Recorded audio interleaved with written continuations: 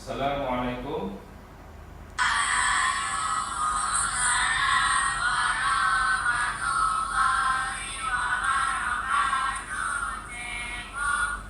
Baik. Okey, jadi pada hari ini saya akan menyampaikan ceramah kesihatan yang bertajuk gejala obesiti dalam kalangan pelajar sekolah. Faktor-faktor penyumbang. Baik, kita lihat apakah yang dikatakan obesiti. Okey, lihat ya.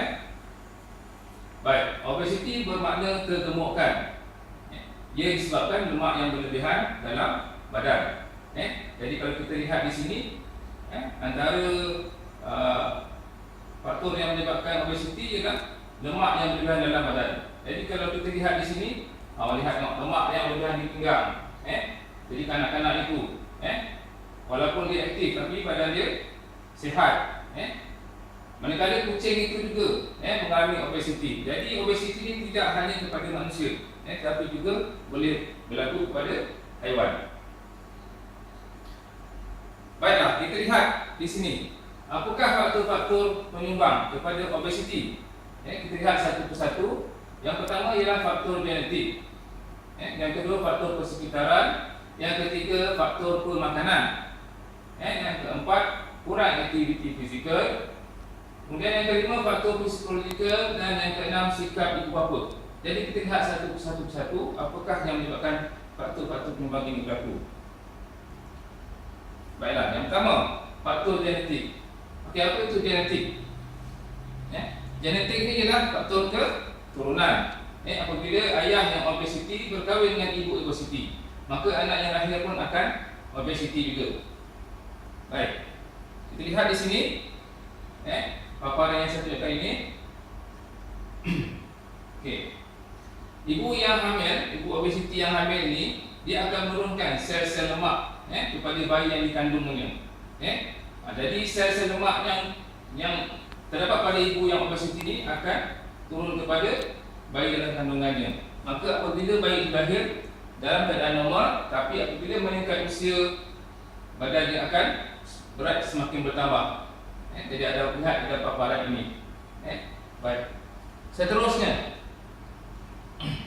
kita faktor seterusnya, iaitu faktor persekitaran. Faktor persekitaran ini merangkumi pengaruh iklan, pengaruh kawan dan juga pembukaan restoran makanan segera. Jadi kita lihat pengaruh iklan ini banyak. Iklan-iklan di TV, di surat khabar yang memaparkan tarikan makanan-makanan atau produk-produk mereka supaya kita beli. Yang kedua, pengaruh kawan. Kawannya ada yang sentiasa membawa makanan yang dari rumah, membawa keropok, kemudian membawa nugget, makanan-makanan segera. Jadi kita bila kita makan juga kita akan rasa tertarik, suruh mak ayah dan beli. Kemudian pembukaan restoran makanan segera. Sekarang ini kita lihat restoran makanan segera dah bertambah. Seterusnya lah faktor psikologikal. Apakah dia faktor psikologikal ini?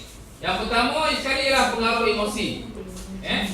Yang kedua tekanan perasaan. Yang ketiga kebimbangan. Yang keempat kebosanan. Kenapa ini semua mempengaruhi? Mengapa boleh berlaku obesiti? Okey, pengaruh emosi ni. Pengaruh emosi ni emosi yang terganggu. Mungkin kerana ada masalah-masalah dalam diri. Bosan. Bosan kenapa? Macam-macam bosan kan? Tak dapat main dan sebagainya. Duduk TV lama, duduk depan TV lama-lama. Okey. Jadi untuk menghilangkan bosan tu, ambil makanan secara tanpa kita sedar.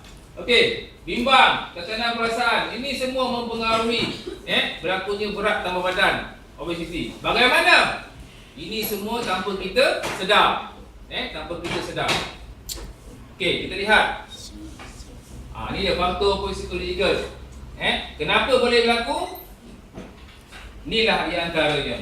Berpunca dari masalah dalam keluarga. Kalau ada keluarga bermasalah, dalam keluarga kita ada masalah, kadang-kadang kita tension kalau masalah kita gini-gini kan. Tak nak tengok muka ayah dan ibu, kita bawa makanan, duduk dalam bilik, kita makan. Okey? Bawa air, duduk jadi kita makan. tanpa kita sedar tanpa kita sedar. Benda ini walaupun sikit-sikit kita amalkan hari-hari boleh menyumbang kepada kegemukan. Tekanan pelajaran. Okey? Tekanan pelajaran. Kamu nak UPSR. Ibu suruh belajar, ayah suruh belajar. Kita belajar sampai lewat malam kadang-kadang. Waktu malam kita lapar. Buka petai cari makanan. Sambil belajar dia makan. Itu semua kita makan apa? Tanpa kita sedar. Walaupun kita makan keropok tu. Okey? Kita makan keropok yang kita goreng. Kerana dia mengandungi macam-macam lemak dan sebagainya. Supaya kita perut kenyang. Tanpa kita sedar itu juga menyumbang kepada obesiti. Okey, masalah cinta. Masalah cinta ni putus cinta dan sebagainya lah. Buat masa ni awak tak terlibat dengan benda ni semua lah. Jadi bila berlaku masalah-masalah begini, contoh persekitaran rumah tidak sesuai, tak selesa. Nak duduk dekat dapur belajar, sempit. Duduk dalam bilik, bawa makanan dalam bilik dan sebagainya. Persekitaran sekolah. Persekitaran sekolah ni macam mana? Luar sekolah. Maksudnya yang jual dekat luar tu. Yang menjual jajan dekat luar tu kita beli, kita makan. Padahal kantin kita ada. Jadi semua ini boleh menyumbang kepada obesiti. Baik, sikap ibu bapa. Kita lihat sikap ibu bapa. Gaya pemakanan sejak kecil lagi. Jadi ibu kamu dari sejak kecil lagi, bagaimana gaya pemakanan yang diberikan kepada kamu? Bagi saya bagi contoh, ada di kalangan ibu bapa, dia menyuap anak dia dengan sukatan yang besar. Daripada bayi lagi. Umur dia dalam setahun, suapan dia besar. Contohnya macam anak buah saya, umur dia 7 tahun. Berat dia dah sampai 45 kg. Itu ujian satu. Bayangkan macam mana. Maknanya patut ibu bapa itu dengan peranan yang penting. Gaya makanan. Baik, seterusnya ini sikap bapa mengikut kemahuan anak. Anak nak apa belikan. Anak nak ini belikan, nak KFC belikan. Anak minta makanan yang makanan segera belikan, keropok belikan. Jadi sikap bapa ni kena ubah. Okey, seterusnya ibu bapa ni lebih mudah menyediakan makanan segera. Contohnya ibu bapa zaman sekarang ni dah penat bekerja. Balik rumah dah penat, nak masak pun tak sempat. Jadi cara yang paling senang ialah masak Maggi. Itu paling mudah sekali. Ataupun beli sardin, masak sardin dalam mesin. Jadi itu semua boleh menyumbang kepada obesiti. Kerana dia mengandungi lemak, kolesterol yang tinggi dan sebagainya. Baik, kemudian oleh kerana restoran makanan segera dah bertambah banyak, cara yang paling mudah ialah memesan makanan segera. Telefon. Okey, telefon saja. Setengah jam dah sampai. Cepat dan mudah. Jadi sikap bapa ni lah yang juga turut menyumbang kepada obesiti.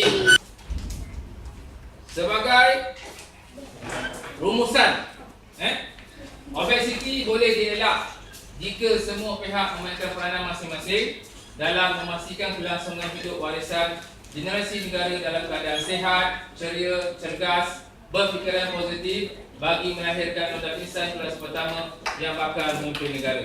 Jadi kamu bakal memimpin negara. Jadi kalau semua pihak ni tak memainkan peranan, maka akan ramailah di antara murid-murid kita yang obesiti.